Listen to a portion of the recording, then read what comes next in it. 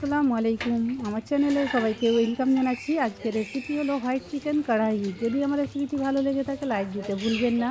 ভিডিওটা স্কিপ না করে পুরোটা দেখার অনুরোধ রইল।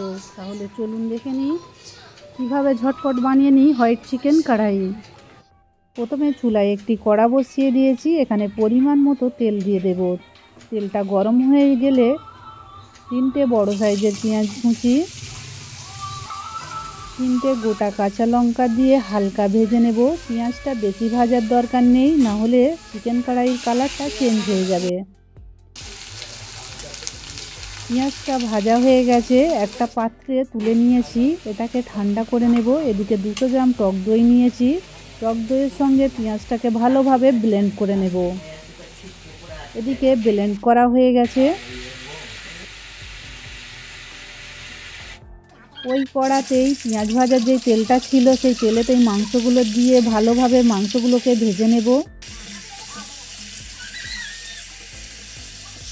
মাংসের কালারটা যখন চেঞ্জ হয়ে যাবে এখানে 1 টেবিল চামচ আদা রসুনের পেস্ট দিয়ে দেব, পরিমাণ মতো নুন, আবার একটু ভেজে নেব।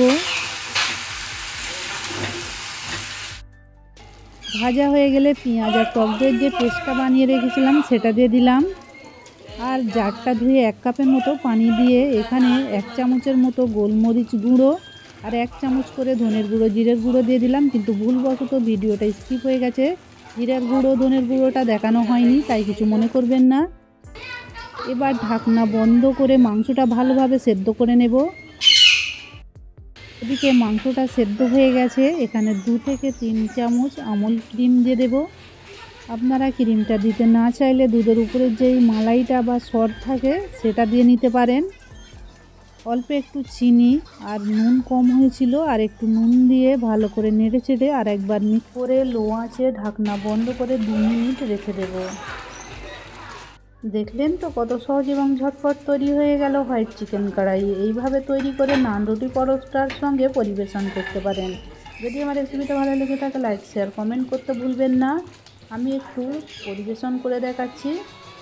হোয়াইট চিকেন কড়াই রেসিপিটা কেমন লাগলো অবশ্যই কমেন্ট করে জানাবেন। আপনাদের সুন্দর সুন্দর কমেন্টের অপেক্ষায় রইলাম। প্লিজ আমার চ্যানেলটিকে সাবস্ক্রাইব করবেন। সবাই ভালো থাকবেন। আবার হাজির হয়ে যাব অন্য কোনো দিন অন্য কোনো রেসিপি নিয়ে। ধন্যবাদ।